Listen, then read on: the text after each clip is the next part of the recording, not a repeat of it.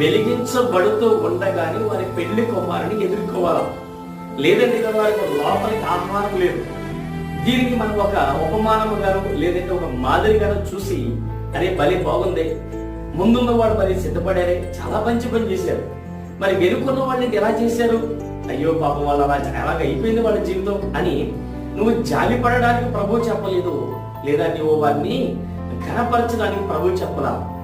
ఈ రోజు మనం అర్థం చేసుకోవాల్సిన మాట ఏదైనా ఉందనంటే కనుక మనము దానిలో మన సత్యాన్ని గ్రహించాలని దేవుడు ఉపమానం తెలియజేశాడు.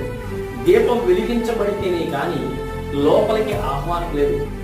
కొందరు నిర్లక్ష్యంతో తన దీపములు వెలిగించబడడానికి కావలసిన ఆ సిద్ధిలలో నూనెని వారు సిద్ధపరుచుకునే వారు సిద్ధపరచుకోవడానికి అప్పుడు వెళ్ళారు. పెళ్లి కుమారుడు దానికి వచ్చాడు. సిద్ధపరచుకున్న వారు లోపలికి వెళ్ళారు. వారి పెళ్లి కుమారుతో